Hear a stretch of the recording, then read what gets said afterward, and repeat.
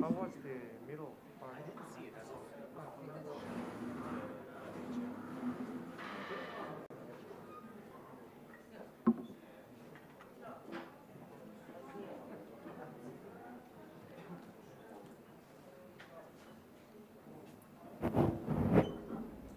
Wow.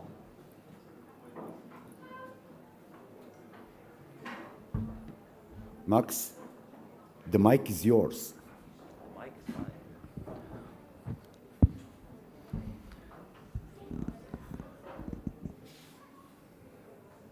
Dobrodošli. Welcome. We are getting ready to begin. Please come and join us. So, dear ladies and gentlemen, dear guests, dear Marinika, dear Dobrica, dear Nebojša and Zoran, dear Denis as a moderator, it's my pleasure to welcome you to our event tonight, 20 Years of Transition, a look into the future. My name is Max Brendler. I'm the director of the Office of Friedrich Ebert Stiftung here in Belgrade. Friedrich Ebert Stiftung has been here for 24 years, since 1996. So you can see even before Milosevic came down, we have set up our office, and our mission is to support Serbia on its path to European integration and to support democracy in Serbia. We are here today to commemorate 20 years of the fall of Milosevic. The brave citizens who brought Milosevic down 20 years ago and cleared the path for democracy and European integration in Serbia. But we are not only here to look into the past, we are here to look into the future tonight. And we want to see what the situation in Serbia is today. And the situation in Serbia today is not good. It's not good enough. Serbia should become a full member of the European Union. And Serbia should have strong institutions that stand for pluralism and liberal democracy. And this is not the case yet. And while progress has been made over the last 20 years, we can see that there is sliding back on democracy and democratic institutions in Serbia. So how to move on from here? And we have invited a number of interesting guests from movements and political parties, and I'm really curious to hear what they have to say, how to move on, and to hear them discuss with each other and with all of you. And I'm also very pleased that we can have this event here live in Dorčol Platz, and also on live stream on Facebook in Serbian language and on YouTube channel in English. So I also welcome all of those that are following us online. And I wish us all an interesting evening and a lively debate, and hopefully some insights and a look into the future. So thank you very much, and I'll hand over to Denis for the moderation. Max. Slušalice za prevod se ovde nalaze. So if anybody needs simultaneous interpretation, the headsets are available. Welcome to today's panel, whose concept is slightly different. So our topic is 20 years of transition, a look into the future. I hope that we will be dealing more with the future than with the past. And I am very happy to be able to discuss that topic with Ms. Marinika Tepić, Vice President of the Freedom and Justice Party, Mr. Zoran Lutovac, President of the Democratic Party. Have I said it right? There is some controversy concerning this issue. Mr. Nebojša Zelenović, the incumbent mayor of Šabac. For how long? I don't know, Mr. Nebojša Zelenović says. And Mrs. Zelenović is the president of the Together for Serbia party, and Mr. Dobrica Veselinović, the activist of the Let's Not Drown Belgrade initiative. So these are all familiar faces. Before we start, during this panel, we're going to play 3 video messages from 3 members of European Parliament. So could we please hear the first message?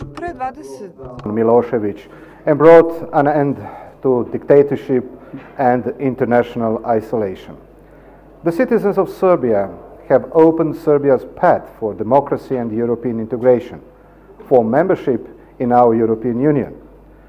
Despite the progress Serbia has achieved initially on its democratic path, we are witnessing worsening of the situation today. There is no opposition in a parliament, vital institutions of democracy are dysfunctional, and critical voices cannot be heard in the mainstream media, public broadcasters, and newspapers. They are controlled by the ruling party and their allies. We must not tolerate authoritarian tendencies in Europe, not in any member state, nor in those countries on their way to EU accession. We have one common European development. As citizens of Europe and as social democrats, we will continue fighting together against any attack on European values and democracy.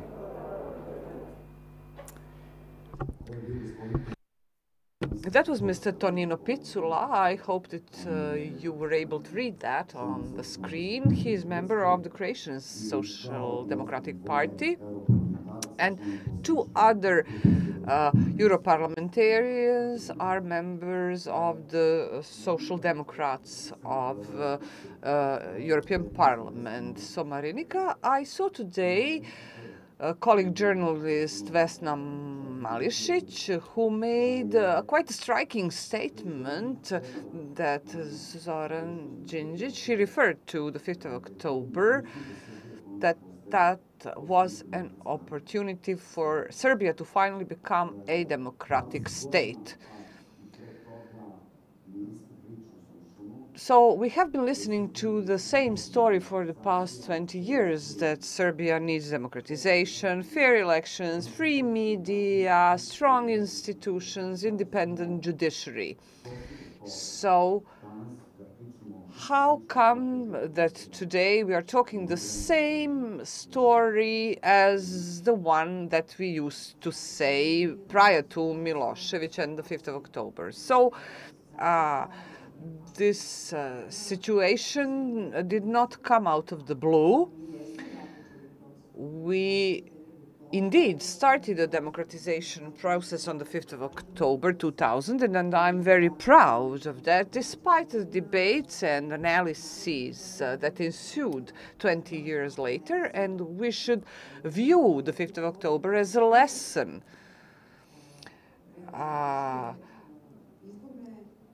As a symbol of the achievement of electoral victory. So at that time, I used to be a professional journalist, and I wasn't engaged in politics at the time, but looking back, we had a problem, figuratively speaking, with the 6th of October and the missed opportunities, not only to go back to international institutions. And let us not forget that the average wage in Serbia on the 5th of October 2000 was 37 euros. So even today, on this very date, 20 years later, when the Serbian Progressive Party and its clique tried to take the credit for the achievements of the 5th of October and come up with a decision about the new cabinet and members of the new cabinet. So it was a victory of electoral will and the opening of the door towards democratization of society. Our membership of international organizations had only just been restored, and we were faced with wars and corruption and crime. So there was this period of 12 years after the 5th of October where major headway was made. Unfortunately, some major mistakes were made as well. So, and we paid the price for that in 2012 because of failure to implement lustration. Criminal prosecution is not lustration, but we should have prevented anyone who violated human rights to be in the decision-making position ever again. From the holders of public offices, editors-in-chief of public media, those holding high positions in judiciary, and so on and so forth.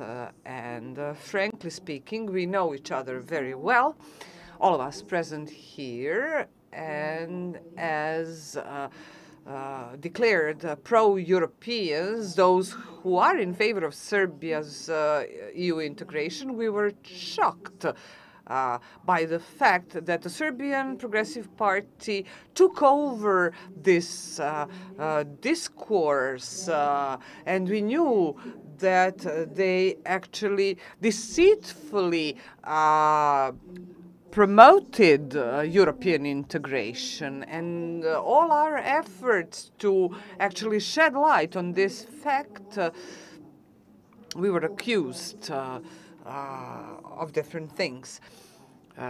So they just paid lip service to being pro-European, and 8 years later, it turned out to be that we were right, but that was some kind of a political self-castration for us. In terms of participation in a fake process that will ultimately end up in dictatorship and autocracy. So there was this turmoil in the public opinion where we are faced with the lowest rate of support for European integration. I have recently talked to Boško Obradović, who opposes European integration, and his Dveri movement opposes European integration. Then I asked him, do you oppose judges and prosecutors doing their job? Do you want Aleksandar Vučić to do that? Are you fighting for the freedom of elections and human rights? So this is the body of human rights. The only thing is that in the discourse of the EU and European values, we call them human rights. This does not only imply LGBT rights. So all of these are human rights, and this is something that we are fighting for, and these are European values. So the majority of Serbia who boycotted the election, the fake elections, understand that there is injustice, absolute threatening of all human rights, and if we are not members of the ruling party, we are second-ranked citizens or second-rated citizens. And it is up to us to articulate all that, given the lesson learned and the unfulfilled hopes of the 6th of October 2000 and big political mistakes. I was involved in politics, and I have been involved in politics since 2008 because I didn't like what Koštunica was doing, and it never occurred to me that the restoration of the red and black coalition was possible in such a way. We are all 20 years older, and we're still facing the same goal and the same mission, but obviously we owe this to the next generation, and we have to finish the job this time. Mr. Lutovac, when we talk about the 5th of October, there are some undisputed facts, and the fact is that major changes occurred. It's a historic date, and it's the result of citizens' aspirations to put an end to the then autocratic regime. And the fact is that the authorities that replaced Milosevic were faced with a huge task. They've done a tremendous job. They restored pensions, social benefits, May I remind you that we used to live in a country where you had to purchase gasoline on the street rather than on gas stations, that shelves in supermarkets were empty. We introduced VAT and introduced order in public finance. So major headway was made, but on the other hand, that was not enough, and the expectations were much higher. So you expect from good students to do better than bad students. When a bad student performs well, then everybody applauds him. And it was not enough for many reasons. I'm not saying that Zoran Đinđić had absolute power like Aleksandar Vučić has now. The fact is that on the 5th of October, people protested for different motives and different reasons, and not everyone had the same vision of Serbia.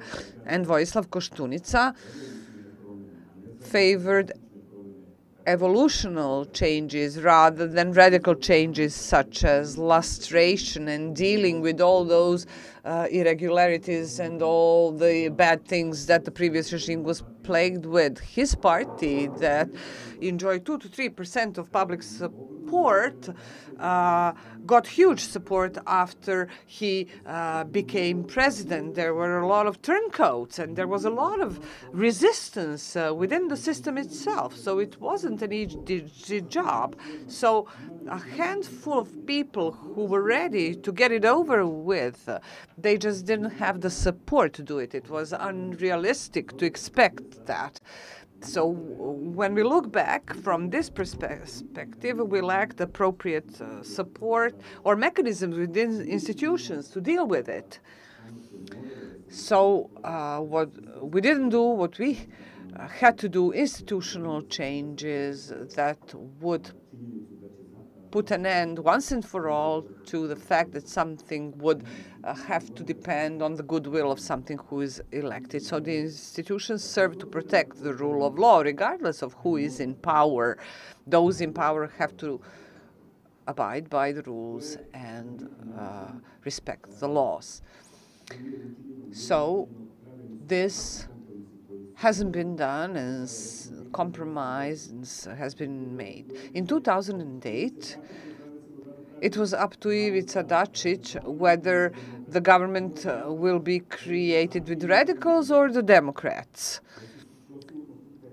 So these were some objective obstacles that we were faced with. Nebojša, just like all the other panelists, you belong to the second generation post-October the 5th, and you have joined high-level politics recently.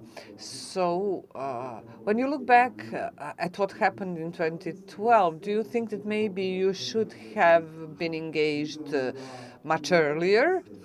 And was there any need for you to become politically engaged in terms of your vision of how a democratic state should function? Thank you for your question.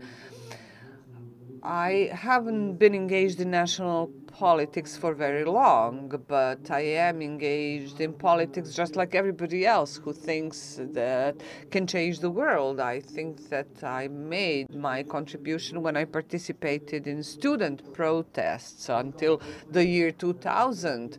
But after the year 2000, everybody expected political organizations and political parties to do their job as promised, and this did not happen. So I can maybe mention 2 or 3 important dates and tell you why I have decided to be engaged in politics. I joined the Democratic Party in 2005. I thought it was my duty because in 2005, in my hometown of Šabac, everybody who was elected there did not perform their jobs properly and as expected. So the 5th of October was no coincidence. Prior to the 5th of October, in February 2000, Đinđić won the internal elections in the Democratic Party, and in 2004, Boris Tadic was elected president of Serbia, and he won almost 2.5 million votes. And what Zoran and Marinika have said, we have that to prove our points. So, fighting since the year 2000, we actually fought to be able to vote freely.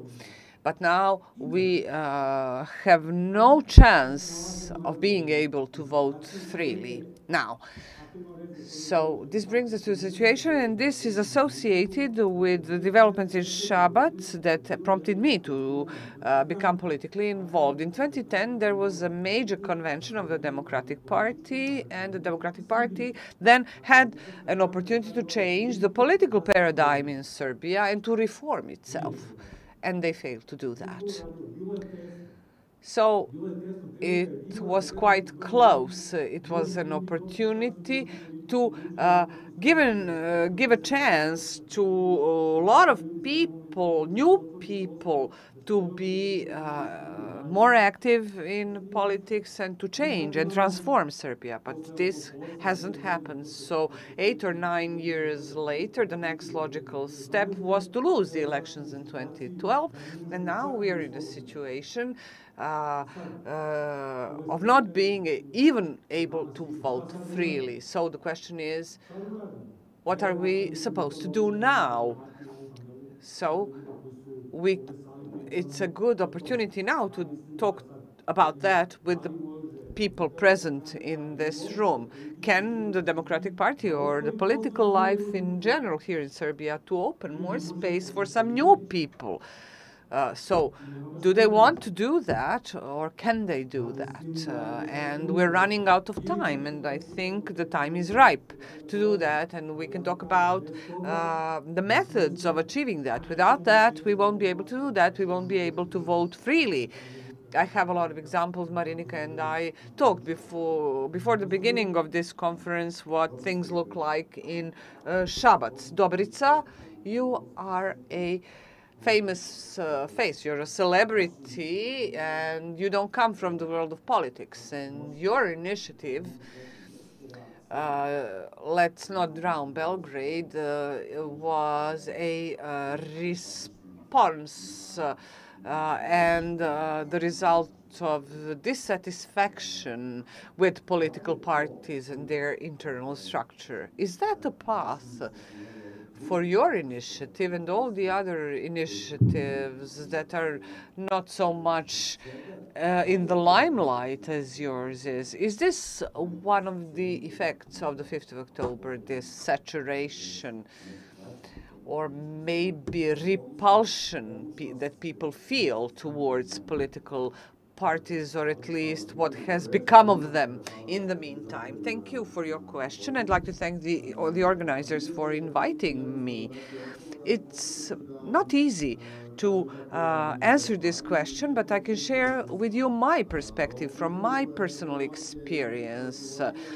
The question that Nebojša has just answered, are we engaged in politics or not? I think that all my life I have been engaged in politics. From high school onwards, I have participated in protests. So on the 24th of September 2000, that was the first time in my life that I had the right to vote, and it was our protest as well.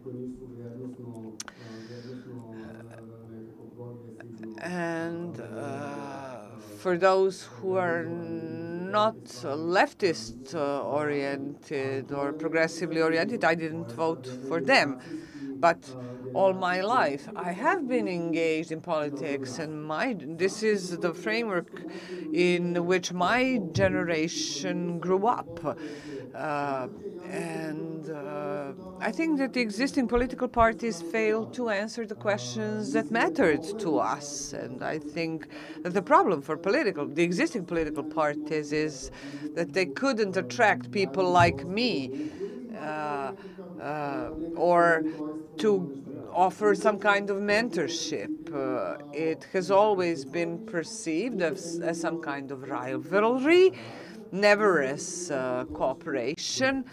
And until now, it has always been impossible to forge cooperation on matters that are important to us. So I will go back to this story about old faces and new faces. It's just an empty phrase. It's a matter of concepts, ideas, and values. If somebody is a new face, means nothing if if substance is lacking, or they have to come from an organization with values. I will give you an example. The Socialist Party of Serbia is called the leftist party, but they have nothing to do with the left, in fact. So I think that the problems are broad or wide-ranging, but on the other hand, they're quite simple. So we have the crisis of political representation by traditional political parties because they failed to fulfill the missions and goals that brought them together in the first place.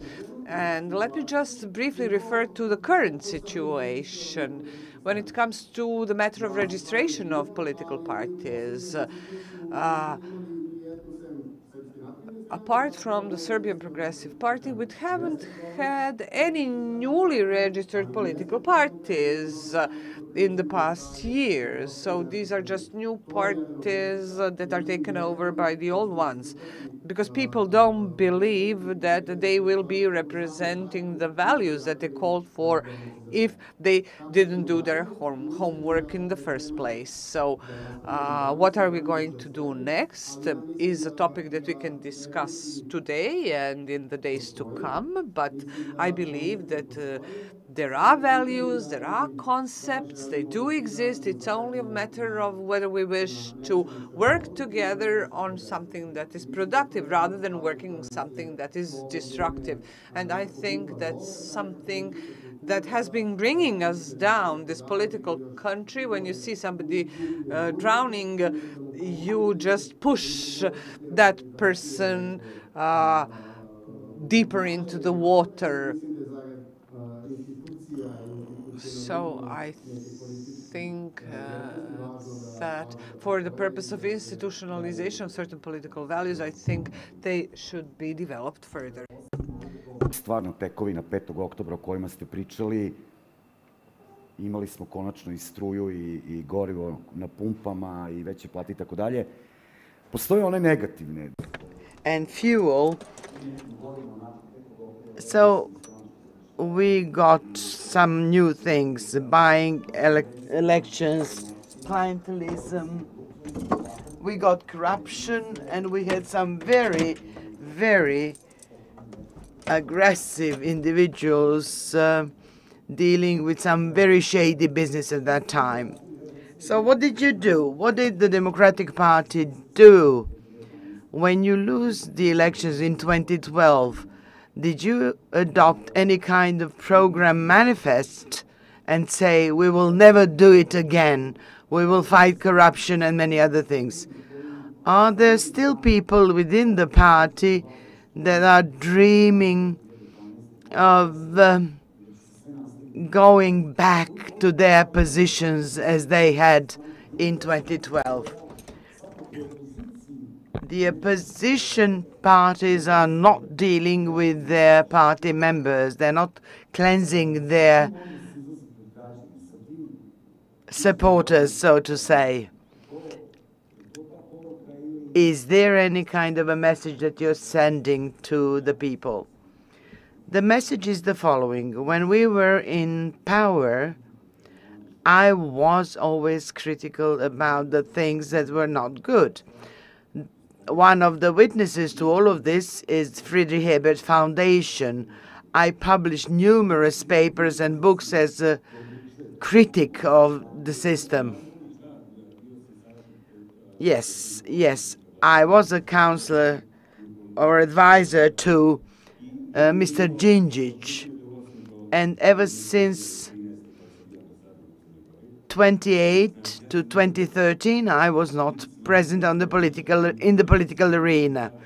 And then I became the ambassador to Montenegro. I wrote the book with Verica Barać dealing with corruption. Yes, I ran for the president of the Democratic Party in order to fight all of these things. Not only did we bring a new document, but we are showing on our example how the things should be. I wanted to become a president of the Democratic Party to show how things should be done in terms of our relation with the citizens. The political elite actually became completely distanced from the voters or people. So, can you say, when did this happen with the political elites? Did it happen in 2012? No. In 2012, it was usurping the political scene. But even before that, there were political elites. Otherwise, we would have had much better support. You know, you put on a very expensive suit and then you go to talk to your supporters. You cannot do things like that. I want to bring Democratic Party to the citizens. I want to bring it back to them to fight for the public good. And let us change the sequence of the things that we were fighting for and what are the things that we should do. First of all, we need to be very careful about the public good and then the interests of the party members and the party itself. If we do not do that, we will not be able to change the system. Political parties are very important. Initiatives, movements, associations, very important in any democratic society. But without political parties, there are no substantial, significant changes. So we have to start from ourselves, from the Democratic Party, to offer the possibility to the people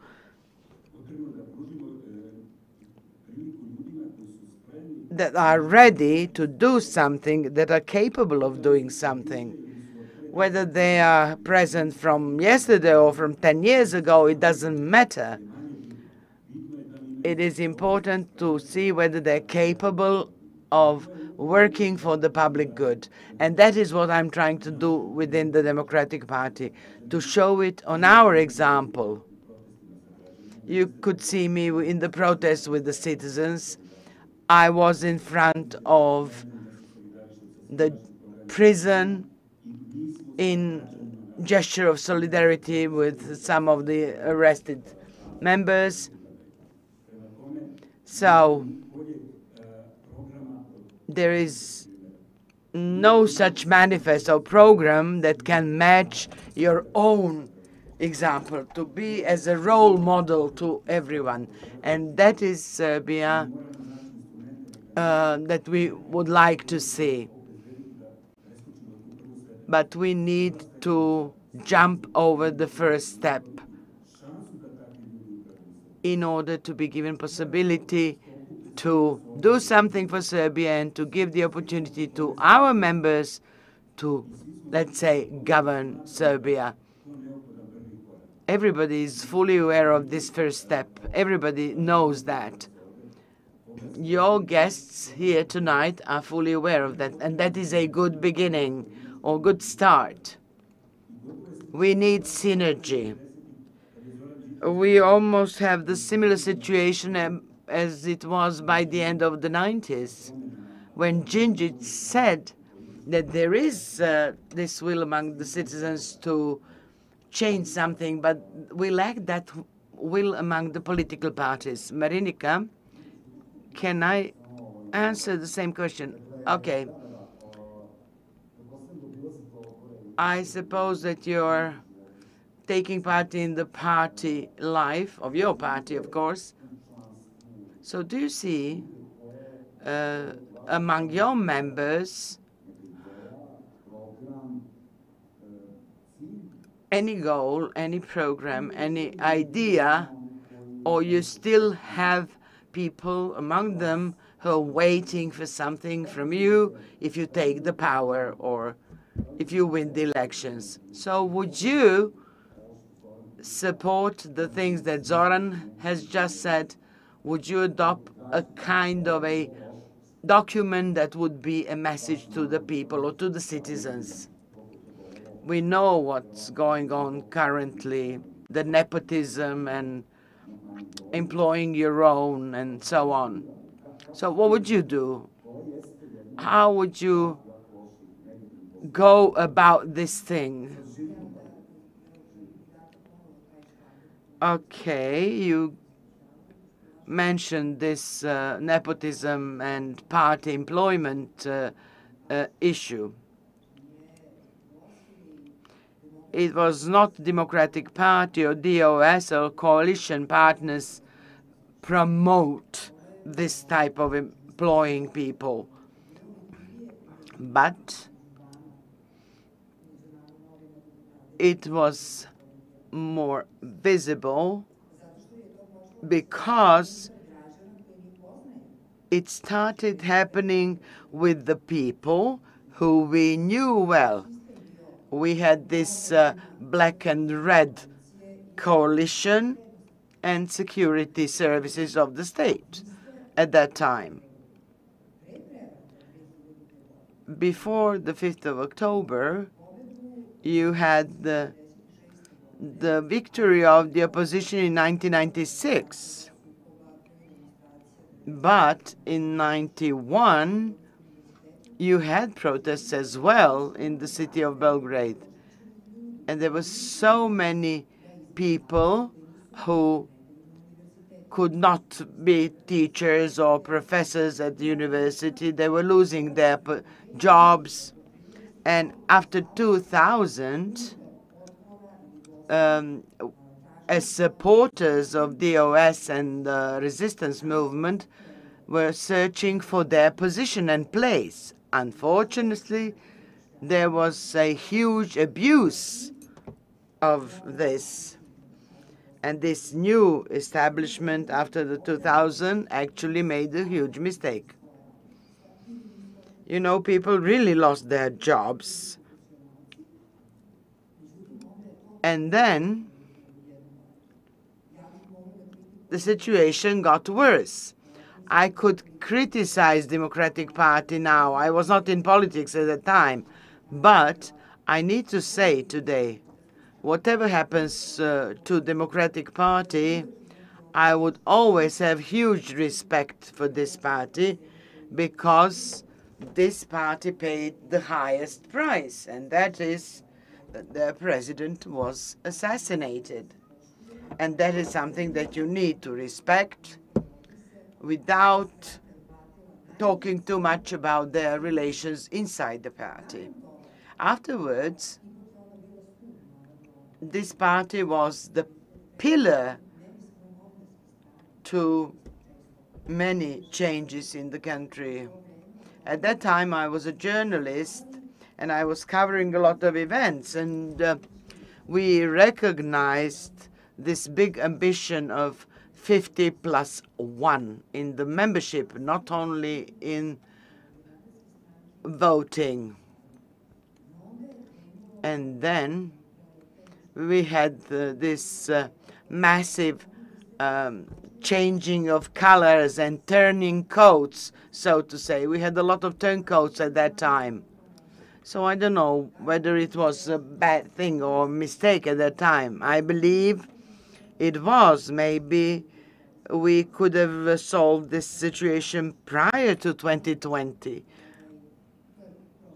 But this is my personal opinion, I have to say.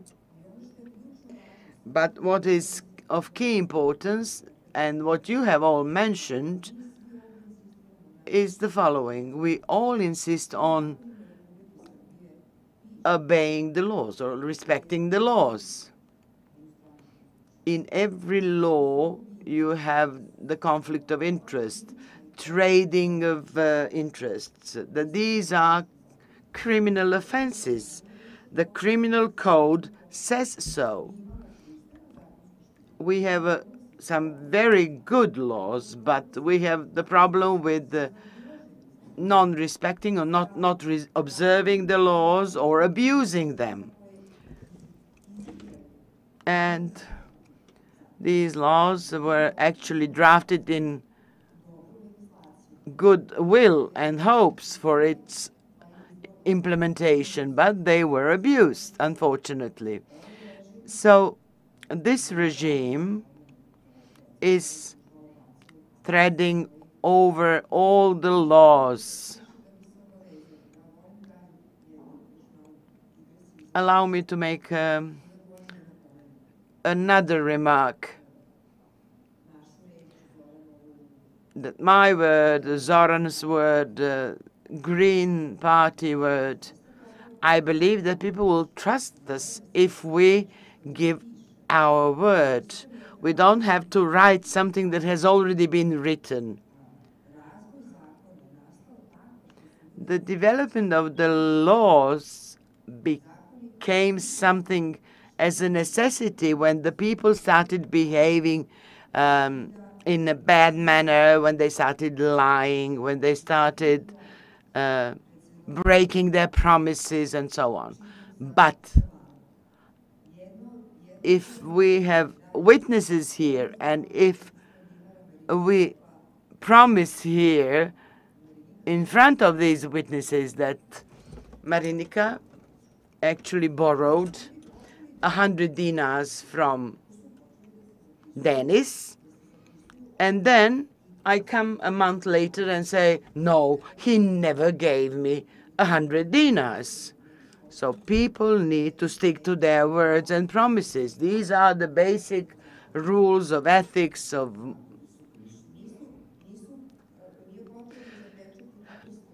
you don't have to put a seal on something or to sign something. But if it is the measure of trust, no problem. We can apply that as well. But we need to know where to start, from which spot to start. You already have this dominant way of employing people. So what do you do once you win the elections? What do you do with people that are employed in that way, in that manner? Do you dismiss them all, or do you? And public companies also, we need to have a plan. We need to control by quarters, by years, whether this person has fulfilled the goals of the company. You cannot wait for 4 years for the re-elections. So there is a professional management in the companies, public companies, and they are really doing really harm. So tomorrow I'm going to deal with the power-producing company in Serbia. This is the only company in the world to become a loser, a losing company. It is not only the issue for us as consumers or those who use their services, but also for 100,000 people who work for the company. So tomorrow, they will be the responsible ones, not Aleksandar Vučić. Because I have no intention of sounding sinister, but the most responsible places in Serbia are occupied by people who are not capable of doing this job.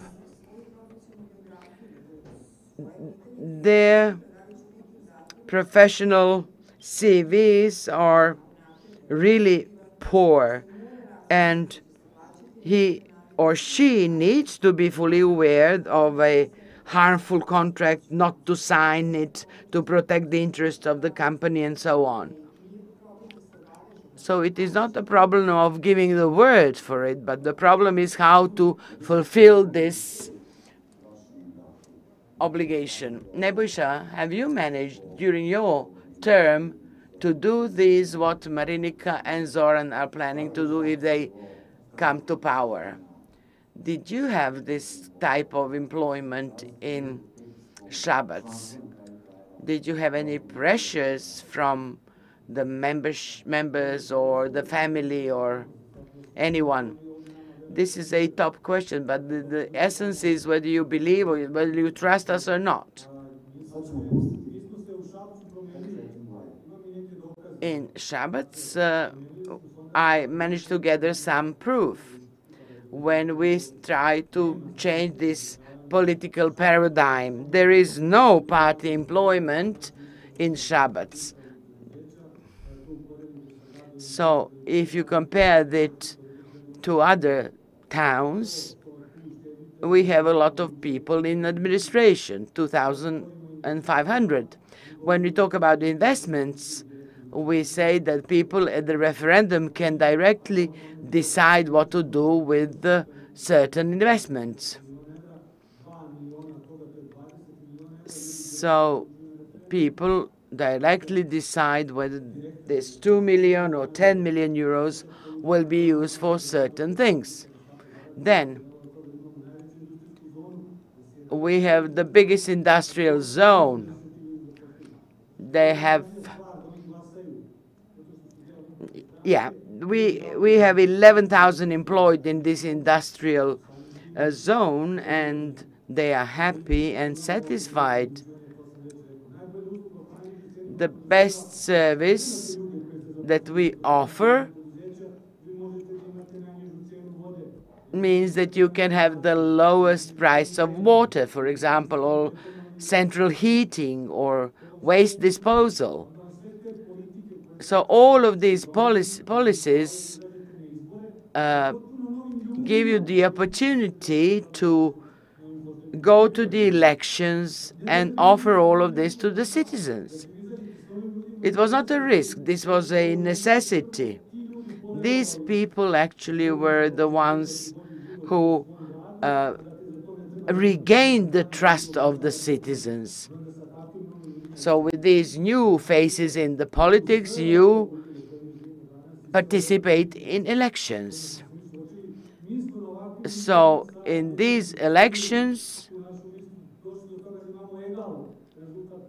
and all the conditions that were not in our favor actually gave us results. So we were on an equal footing with Serbian Progressive Party.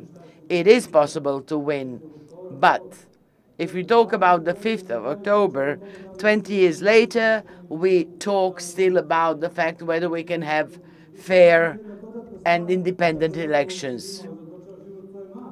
And then you have mafia that actually openly joined the whole process of elections. In Shabbats, Vučić does not have the majority.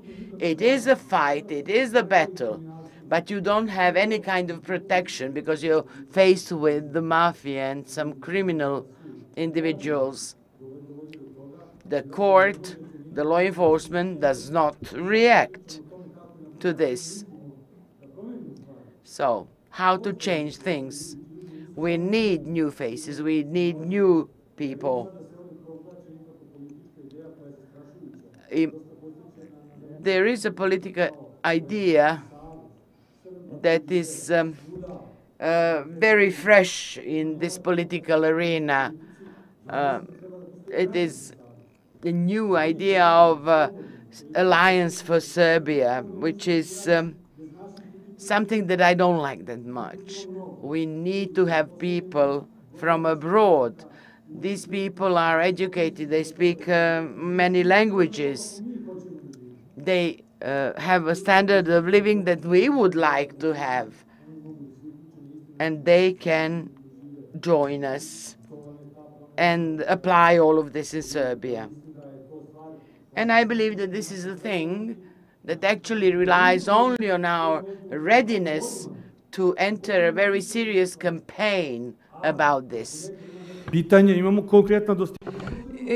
somebody has a question, we have specific achievements and everything is measurable.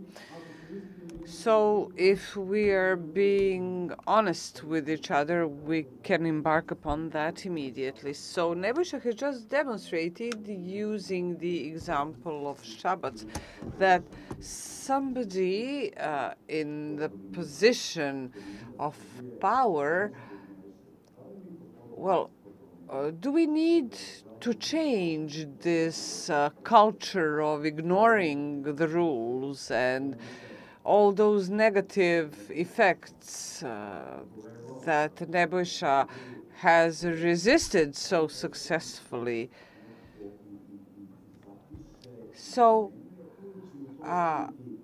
does it have to be taken down on paper and applied, or is it managed just depending on somebody's ethics and morale? And when I think about those things, I always look at myself and my motives for joining some things, organizations and initiatives. I analyze my knowledge and skills, and then look at all of you sitting in the audience, all of you watching this, all of you that we meet when we visit local communities and different neighborhoods, all of you who want to change the environment you're living in for the better. And I think there are a lot of good people like that. And that I think that the other side is in fact afraid of us, and that darkness in Serbia is afraid of us. And maybe I'm crazy enough or self-confident or confident enough, the very fact that on this very date Aleksandar Vučić actually announced the names of the members of the cabinet just shows how weak they are.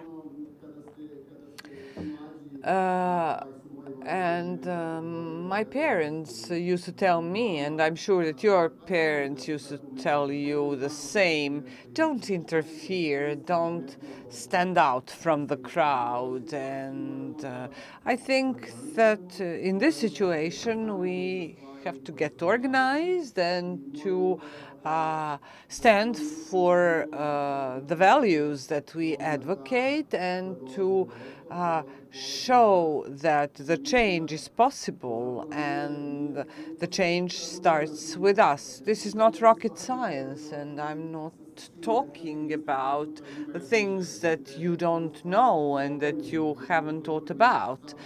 We just have to analyze how much we care, and at what point in time we stopped fighting and settling for less, or started settling for less, or settling for the second best, starting from the way the entrance to the building that we live in looks like, or the elevator, or how the elevator in our building looks like. So at what point in time we thought those all dilapidated trams donated by Switzerland became okay to us?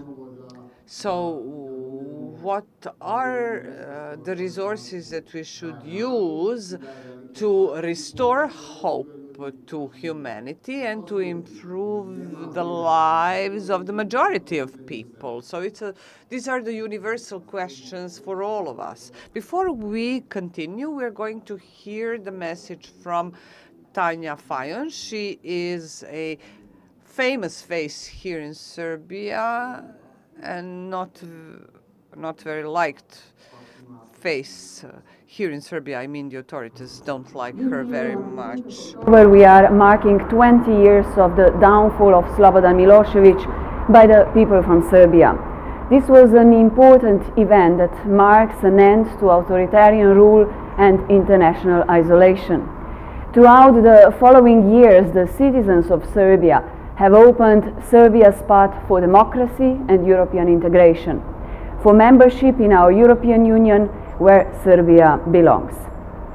As European Social Democrats, we stand by the side of our social democratic friends in Serbia who fight for a democratic and pro-European Serbia. We must not by any means tolerate any authoritarian tendencies in Europe, not in any member state, nor in those countries on their way to the EU accession. We should stand strong and united for our common European development. Let us always fight for free and fair elections, media freedom, rule of law, and against corruption in Serbia. Let us fight together for solidarity, freedom and justice in Europe. Sretno, dear Serbia. Good luck, dear Serbia. So, Zoran, every opposition wants to come to power peacefully and through elections. So what is the plan of the Serbian opposition? How do you intend to achieve that goal? Well, as far as the specific plan is concerned, I'm not going to tell you anything about it because then everybody will know. I'm joking, of course. It's quite simple. So the majority mood in Serbia should be articulated by the responsible opposition in Serbia. Why do you think it's the mood that prevails among the population in Serbia? So if you have the elections where only Vucic's party and the satellites of his party participate, where he has to cheat and steal and make people turn out to vote, then you know what I'm talking about. If you have the elections in a country where we don't have free media, where people do not vote out of their own free will, but they vote because they're afraid they will lose their job, then this has nothing to do with votes and free votes and free election. Then you realize that the prevailing mood in Serbia is for things to change, and we need to have an accountable and responsible opposition that will understand that the interests of the people come first. So we have to find the least common denominator, be it the rule of law or the free media or free and fair elections as the first step towards changing and transforming the society. All of us can agree on that. Marinika, so what do you think? Whether there should be the single list for the elections or multiple parties appearing independently, so or running independently in the elections. For years, I have been advocating unity. From Užica all the way to the Slavia Square in Belgrade, and we need free elections, and everybody should be given a chance to present their own politics.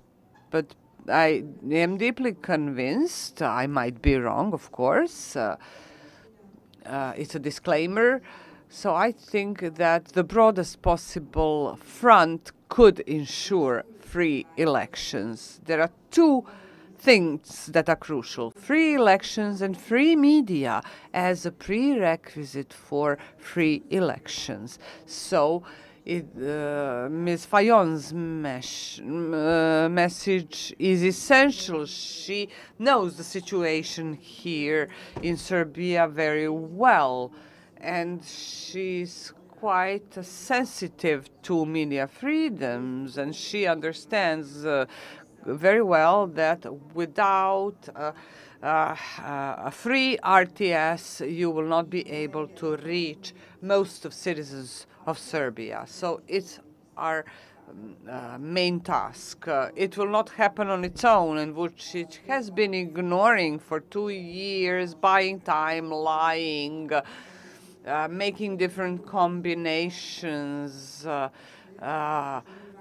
making it appear that respects everything. He did things that nobody asked from him, like reducing the threshold. But we would like to thank the Friedrich Ebert Foundation for their understanding. They understand us Social Democrats very much. They help our message to get across, to link us with Euro parliamentarians, and I think that they have finally removed this blindfold. They were not deliberately blindfolded, but they were faced with a very difficult situation in the EU, starting from Brexit and the rise of right-wing populists. But in the past 8 years, it has been demonstrated that Euro parliamentarians, in significant numbers, not only Social Democrats, actually finally understand that we are drowning with a huge rock around our neck.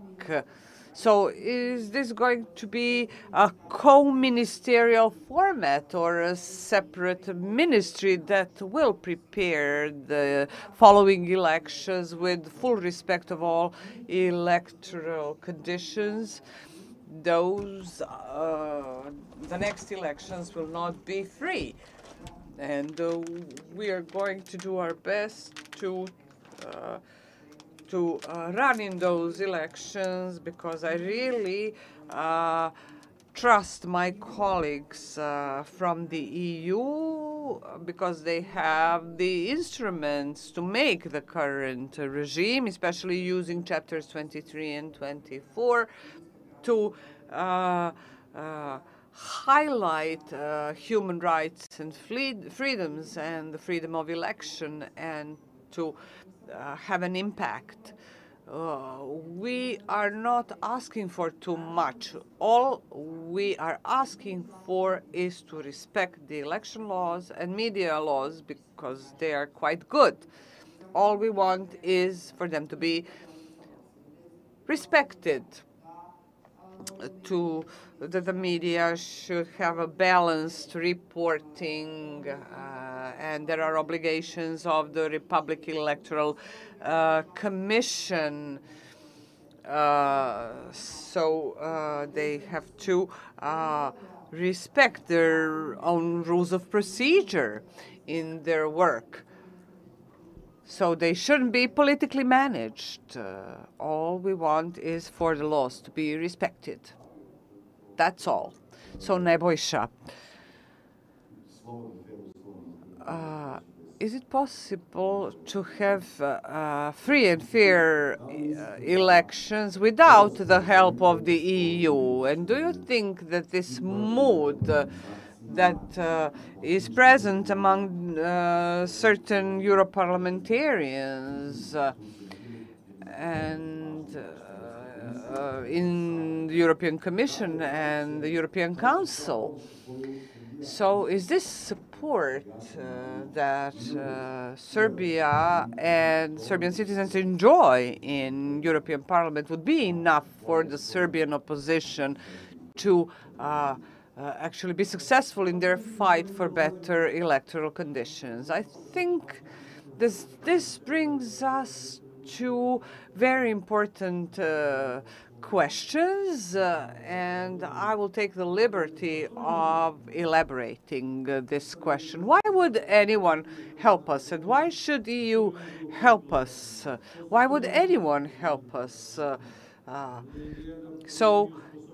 Isn't it actually the point for us to define our own interests? And so I would be more inclined to talk about interests.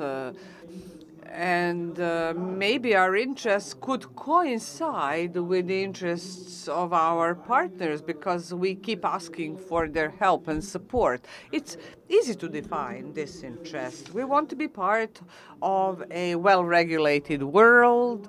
There are certain rules that apply there, and they are defined in certain periods of time. For the past 20 years, we haven't been able to find answers to different questions, and we're still wondering why our life is so bad here.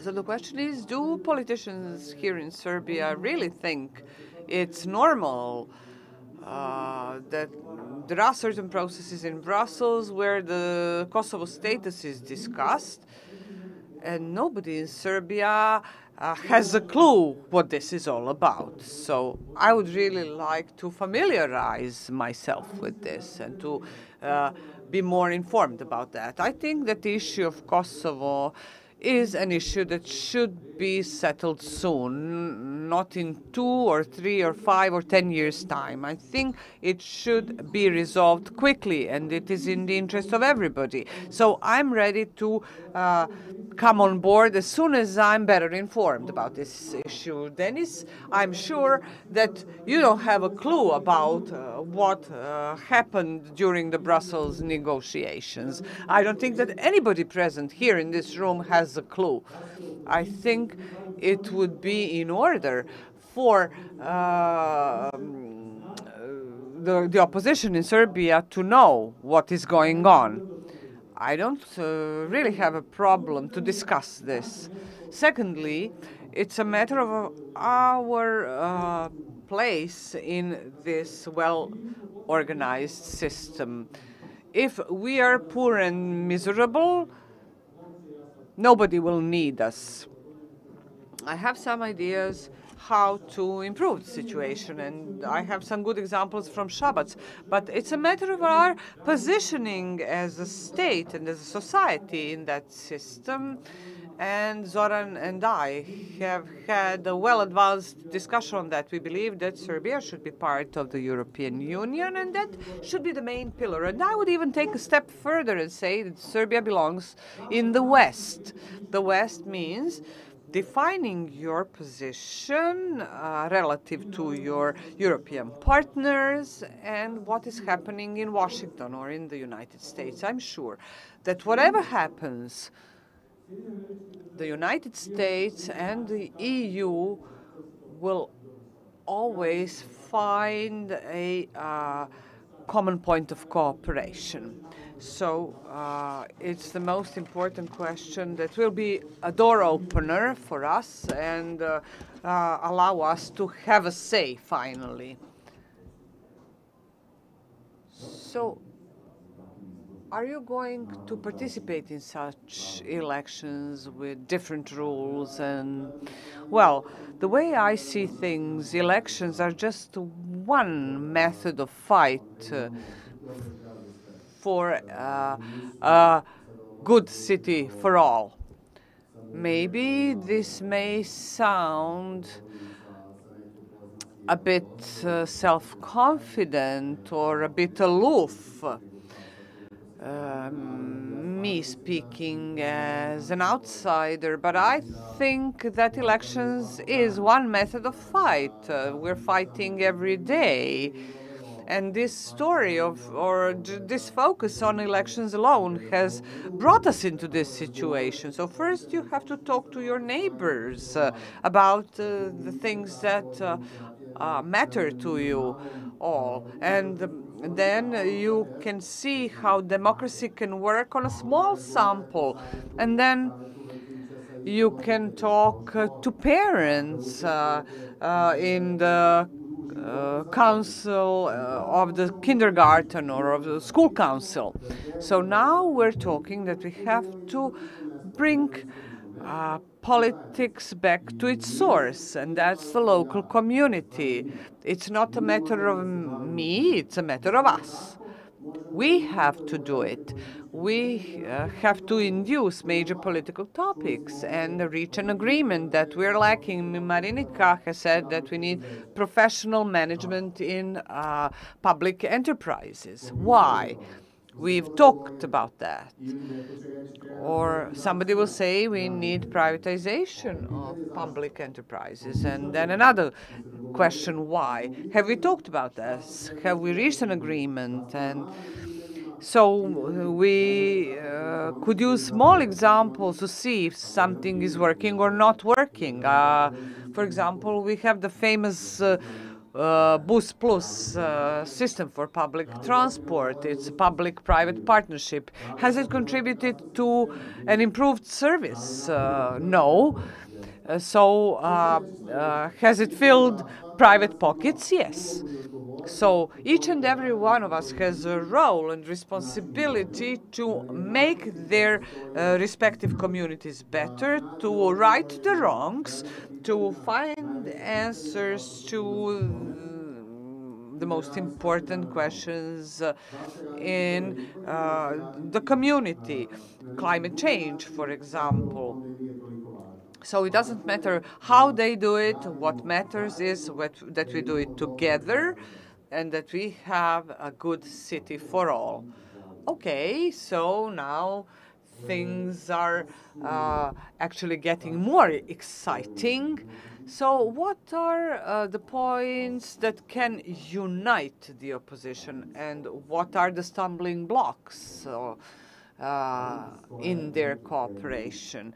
Are there some topics where agreement among opposition parties is lacking? So what we could tentatively call opposition in the political scene of Serbia. So the key difference at this point in time, prior to the elections, we realized that there were parties who believed that they shouldn't run in fake elections, that they should only run in those elections with at least some fair and free conditions, whereas there were some other parties who believed that they should run in the elections regardless of the conditions.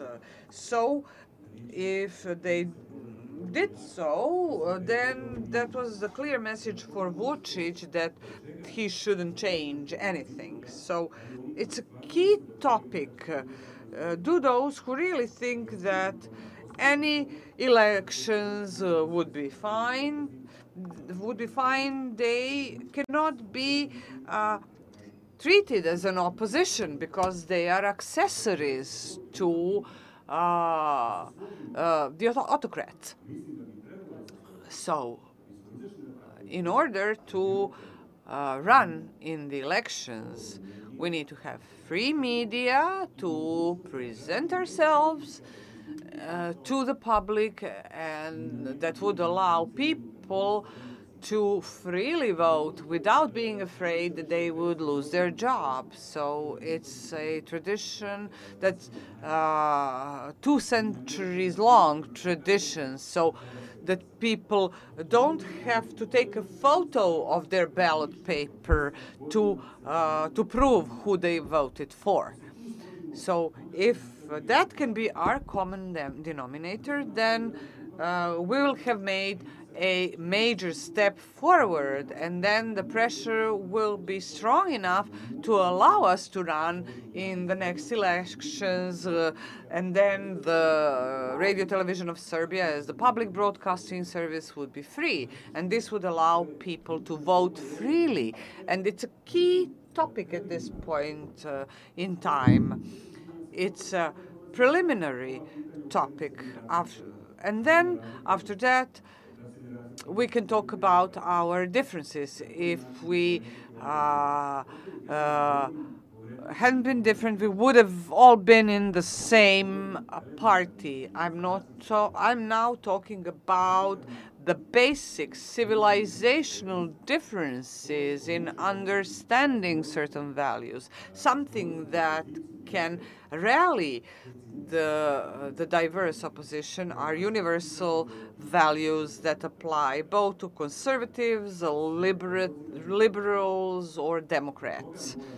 So we have to find the least common denominator and to agree that regardless of our differences in views on privatization or social benefits or anything else, we should reach an agreement that free elections is the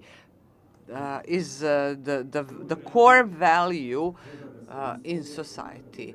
And our differences could be made manifest once we fulfill those minimum conditions and then tell the citizens, okay, look, these are our differences.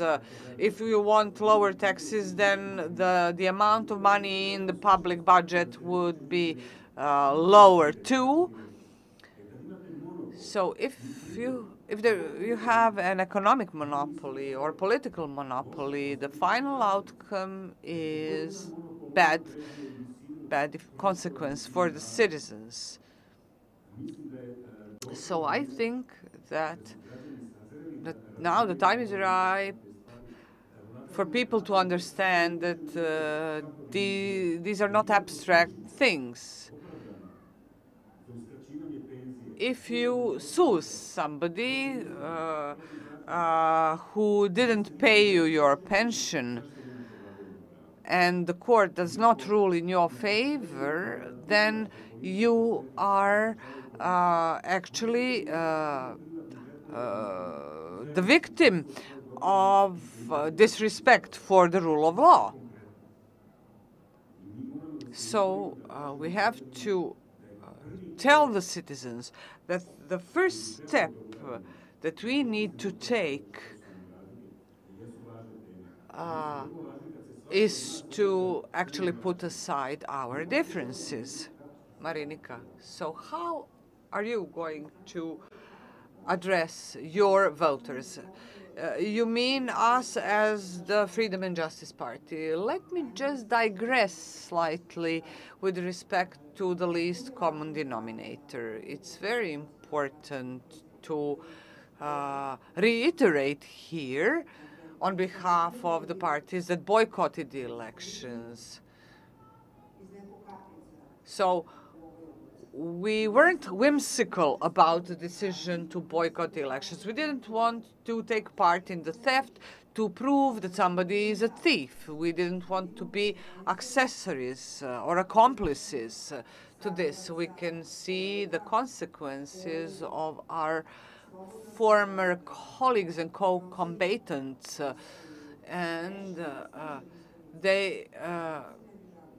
if they had been able to cross the reduced threshold, they wouldn't have been complaining about the outcome of the elections. If they agreed to be accomplices to the theft, they have no right to complain now. So I am pretty sure that none of them would have complained had they been able to cross the lowered electoral threshold. And Dobrica is right about public enterprises. So these topics have been raised forever. And we advocate the idea that the management of public enterprises should be professional. And this is something that is stated in the laws as well. But political sciences sometimes criticize political organizations and say, you're not fighting for the majority electoral system. Why don't you call for a referendum where the citizens would decide or vote for the changes in the electoral system? Let me just remind you that we do have a majority election system at the level of the local communities. However, in this system of usurpation of power, this is pointless. So the question of whether mayors should be elected directly or not. So I think that we have forgotten the fact that we used to have this system, but in a fragile democracy like Serbia's, you have a total collapse. So you have a mayor coming from one political option and assemblymen and women from totally different political options. So in fragile fragile democracy, all you have is obstructions. So in 1996 or 1997 or 1998, we used to have receiverships because mayors didn't want to sign executive decisions of local assemblies, and the other way around. The assemblymen and women ignored the decisions of the mayor. So we do have this experience of direct elections here in Serbia. So 20 years later, we cannot pretend to be starting from scratch of learning the alphabet. So now the level of development of our democracy is the second grade of high school. Here in Serbia, we haven't graduated from high school yet. And in my response to Mrs. Zelenovic, I believe that without mediation of the EU, we cannot actually bring the election conditions to such a level that they are satisfactory for us to participate. And I am truly convinced that we cannot do that. So I'm not talking about pressure or blackmail or stick and carrot system. All we want is for the laws to be respective. So if we are to comply with the benchmarks and requirements of EU integrations, if you want to join the club, you have to meet the requirements for membership. You have to you have to play by the rules. So it's like joining a football club. You have to stick to the rules. And now we have to stick to the rules of the European family of nations. We are not dependent on the EU. We just want to have or lead a life worthy of human beings, and we want people to be equal in the eyes of the law. And to that effect, we are asking for EU's help, because the EU did support the regime of Alexander Vučić, believing that he will fulfill the promises that he actually lied about. Because he goes there and gives them the story. So what he's lying them about? He lies about everything. The rule of law, Chapter 35. So the Europeans know better than we do what the situation in Serbia is like. But if you have the man sitting across the table saying, no, I'm going to finish that tomorrow and change the law, and then he comes here and tramples on everything that he promised, this is why we have intensified our cooperation with Europarlamentarians. We inform them on regular basis on what is going on. And we have intensified our communication with Europarlamentarians thanks to this boycott that debunked or demasked the system that we're living in. And this is one of the major effects of the boycott, that the whole world knows that we have a monopartisan system here in Serbia. Nebojša, do you regret taking part in the elections? What was your idea, you and Mr. Paunovic? Was it possible to repeat the model from 1996 and that this central power can be toppled from the local level? When we entered the fight for fair elections, we told all of our partners how we function in Shabbat. Why Shabbat is special? Because it has a political continuity that allows it to develop. Some projects that we did in our town, I believe that we are the only town in Serbia that we managed to take investment and conduct some of the projects. In order to collect money for waste disposal, you need time. In order to create the filter plant for water, it takes time. In order to protect the town from floods, it takes time.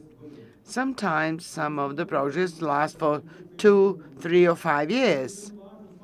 We also had one additional good thing, and that is to join or to enter the elections as good and clean candidates. It was not my idea to occupy the position of mayor for 100 years, because I'm not the one that needs to preserve or to keep this position of mayor. So we had the political continuity. I'm the third mayor in the town of Šabac for the last 15 years with the continuity in policies. And then there is additional important thing, developing a partnership with some other people or people of other confession or whatever. We have partners in Bosnia or in Albania or Croatia. We have good cooperation with the town of Peć in Kosovo. People managed to make a lot of money by selling strawberries this year because we managed to educate 7 Serbian and 7 Albanian families how to grow strawberries and how to sell them. So I'm saying that everything is possible, and all of these achievements take time. So we had to enter the elections. We had to, not for us to protect our positions.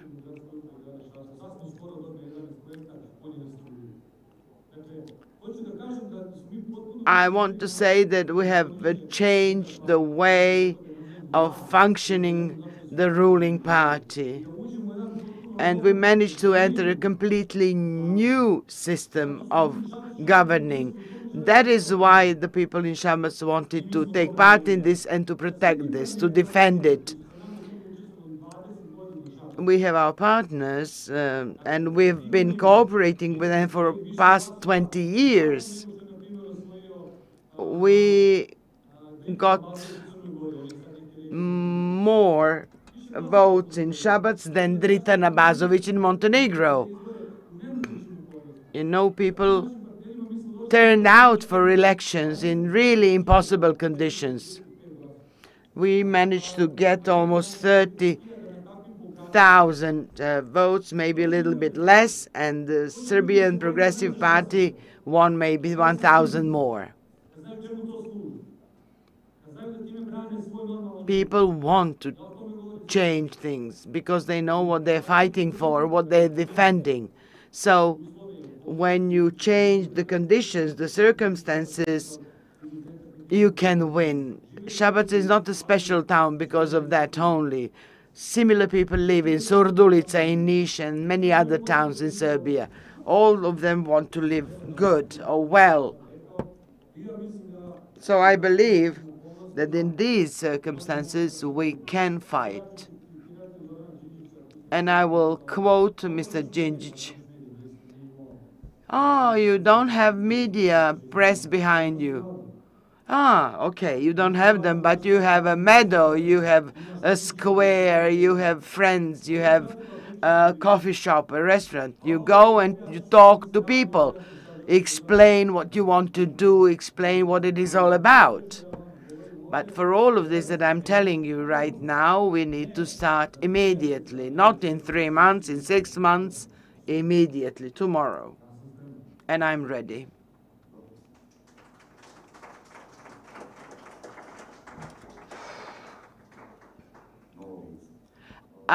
This is a new phase of democracy. Novice, do you have a kind of a suggestion, not an advice, for the opposition? Maybe something that could be valid for the future electoral program. What is it that is necessary to be done? You mentioned the climate changes, and I don't hear this issue and problem from that many politicians in Serbia, but I suppose that you have many other ideas that you could share. Zoran Djindjic spoke well about it. Well, the essence is to provide for the conditions in order to apply or implement the program. And that is something that we as initiatives are doing on a daily basis. It is more than necessary, and this is a kind of a process. It takes time. You learn on a daily basis about democratic processes. Secondly, the thing that Nebojša mentioned, you need to work with people in the field, to visit the smallest villages if necessary. We visited one small settlement 75 kilometers away from Belgrade, very, very small place. But we have our member there in that village, and we wanted to see her and to give her support. For example, this place had a cinema theater, a swimming pool, many other amenities, but these things are ruined or have been ruined over time. So we need to meet people to see what their problems are, to listen to their problems, and to work together with them on a basis on the things that are important for them. For example, these are the things that we need to talk about, that the changes start at the local level, the topics that talk about the preservation and development of public good. We need to talk about the rivers that should not be directed into the pipeline for water consumption. You know, there is no good in having big airplanes, choppers or whatever, if you do not have a proper defense from the floods, for example. So this is a huge potential that we need to talk about. This potential is huge. And we need to understand that the future is here, just around the corner. And if we do not reply to its, let's say, demands, then we are done. We are ruined. That would be the only chance given to us. So we need to be very careful about it. And finally, we need to care for each other. If Nebojša does not feel well, then I don't feel well. If we see that someone cannot go to school, if they do not have a roof over their heads or they do not have anything to eat, then we should feel bad for those people. Show basic solidarity. And this is the final video message. Andreas Schieder from Democratic Party of Austria.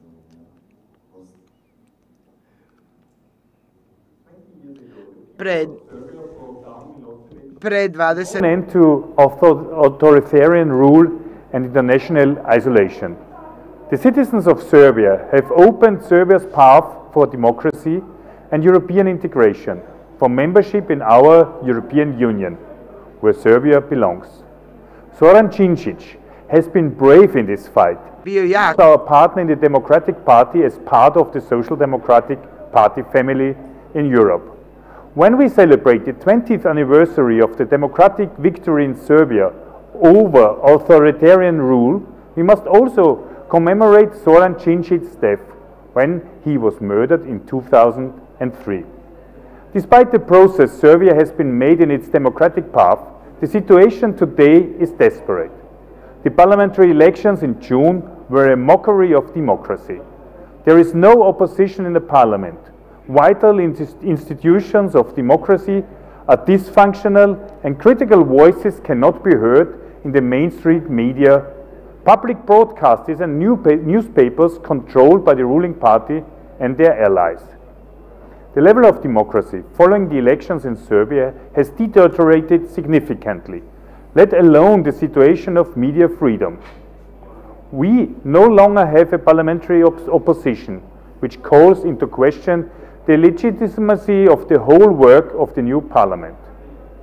As European Social Democrats, we stand side by side of our social democratic friends in Serbia, who fight for the democratic and pro-European Serbia. 20 years after Milosevic was removed from power by brave Serbian citizens, this struggle is more important than ever. We must not tolerate authoritarian tendencies in Europe, not in any member state, nor in those countries which are on the way to the EU accession. We have one common European development. As citizens of Europe and as social democrats, we will fight together against any attack on our European values and our democracy. Let us fight for a free and fair elections, media freedom, rule of law and against corruptions in Serbia. Let us fight for solidarity, freedom and justice in Europe. Dobro. Da li ima pitanja?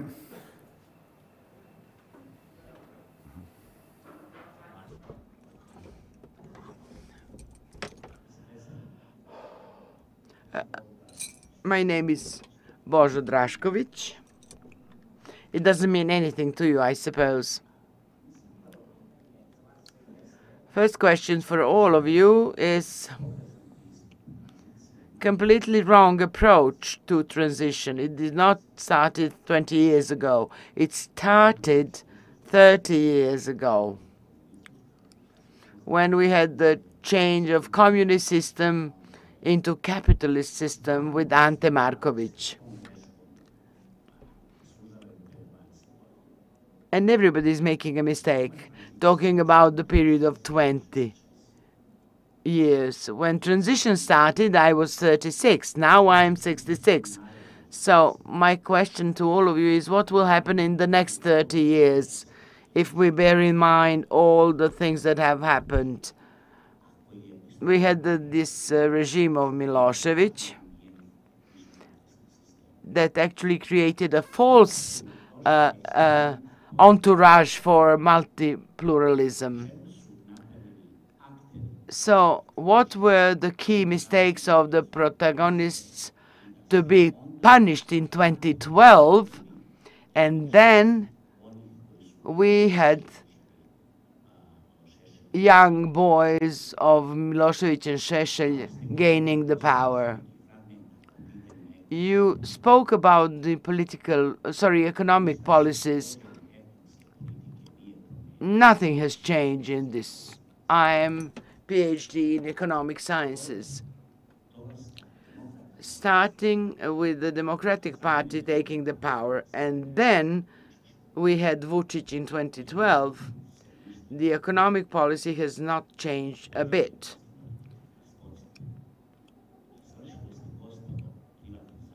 You conducted privatization with huge consequences. You did not know what you were doing. Where are the experts that were actually your instructors for the privatization?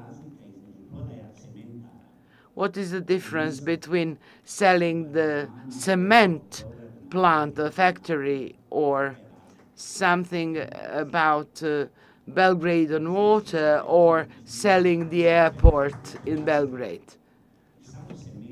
So we only have the change of protagonists on the scene.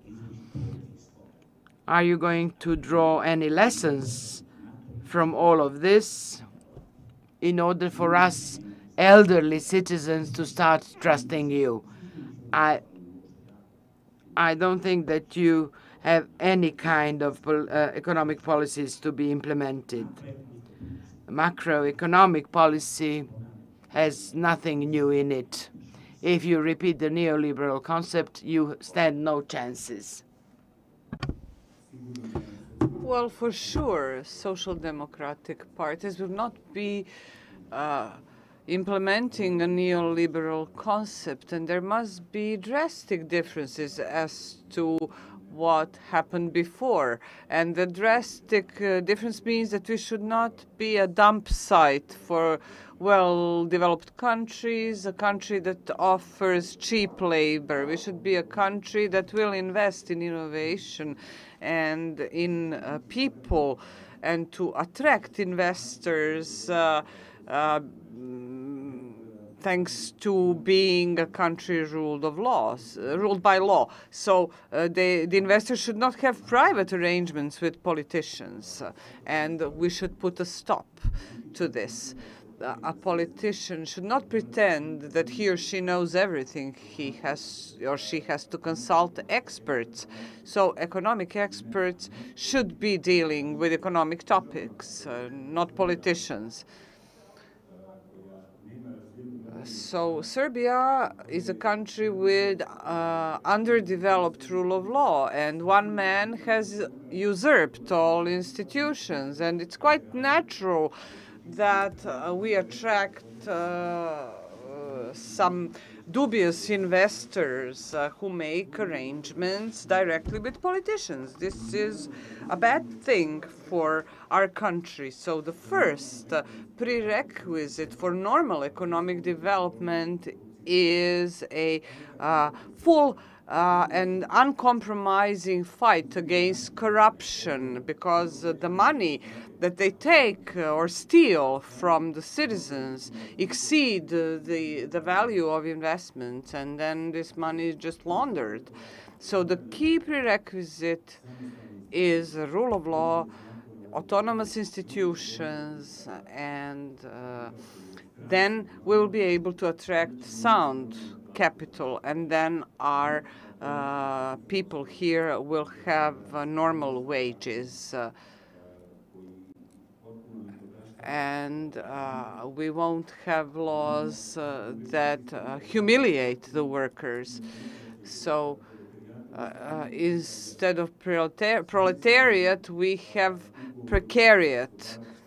And the employers behave as masters of their workers. And we're very sensitive to topics of inequality and poverty.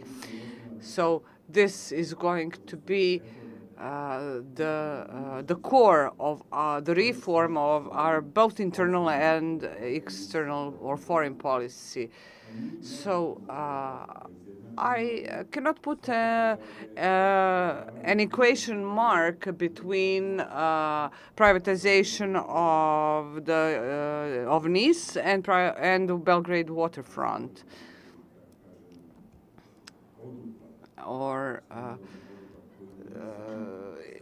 it is a scandalous endeavor, not only economic terms, but also in aesthetic terms. I mean, Belgrade waterfront, it's a huge sham that should actually throw dust into people's eyes.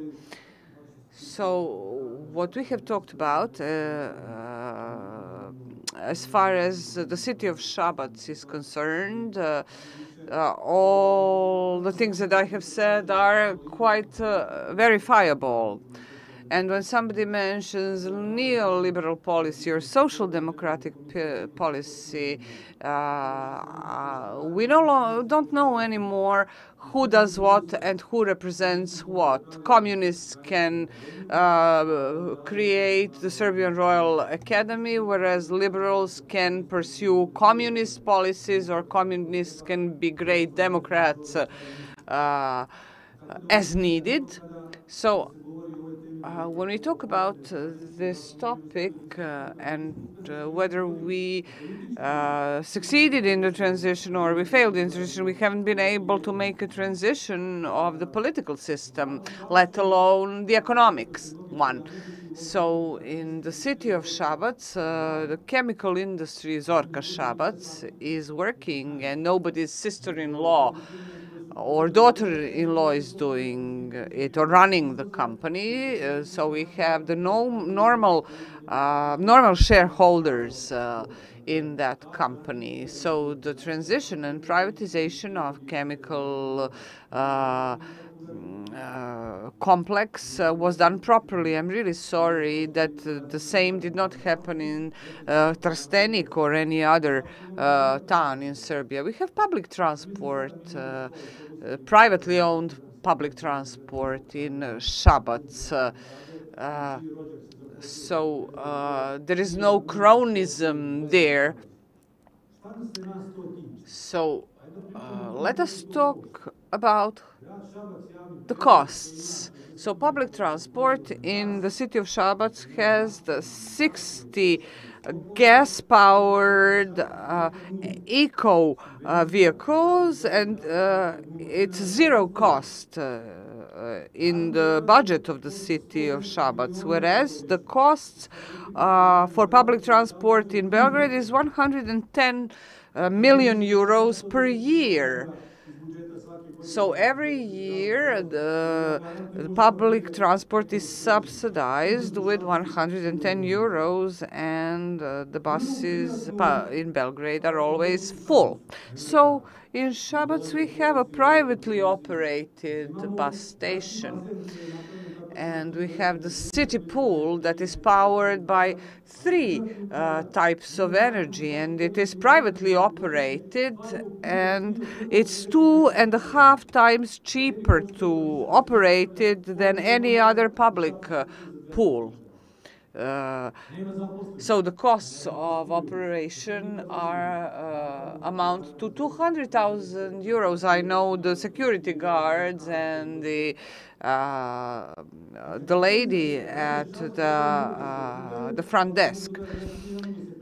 So they can use a swimming pool, and they can commute cheaply, and it's zero costs or very low costs for the city budget. The same goes for some other social democratic policies in our city. But you would never say that our city is social democratic. We allocate 6% from the city budget for social welfare. And we boast the broadest range of social services that are funded from the city budget in Shabatz.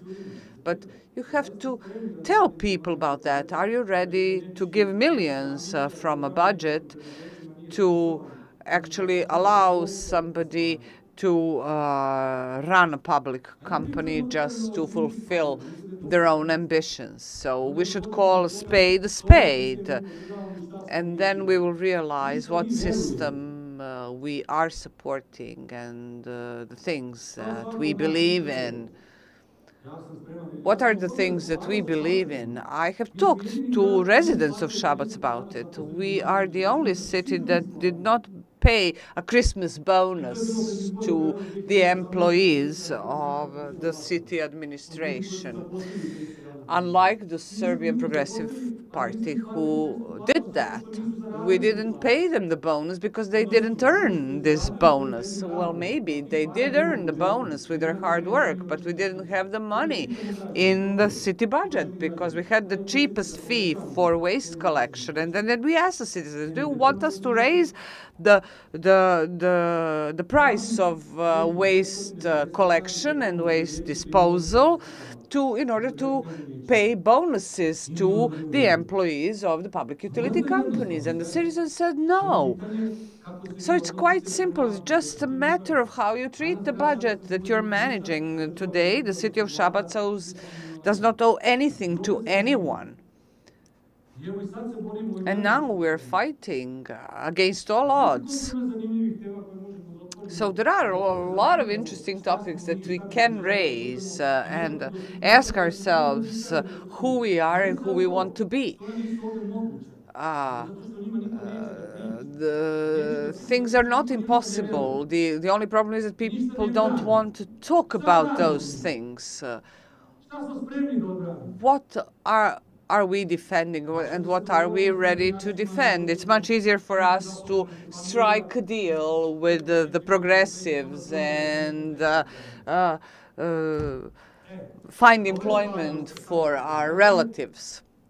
But if you are open to your citizens and if they believe you and know you are being honest, we have no problem with Vučić whatsoever.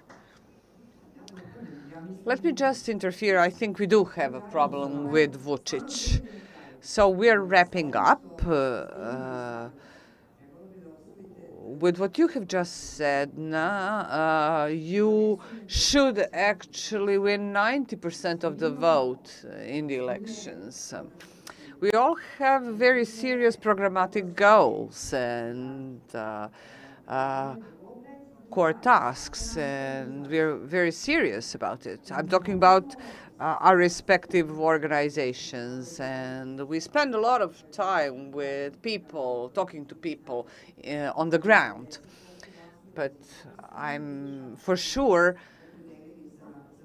that 90% of residents of Shabatz would have voted for you if we had had free elections.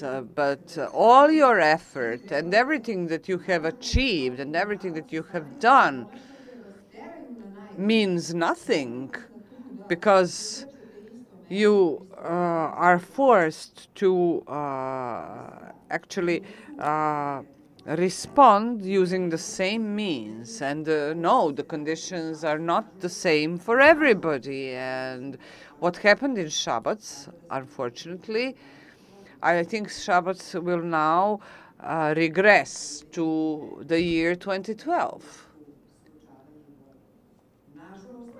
I think that we have moved on to different methods of fighting, not because Zelenović's performance was poor, but because in autocracy and dictatorship, it's impossible to capitalize on golden results one has achieved.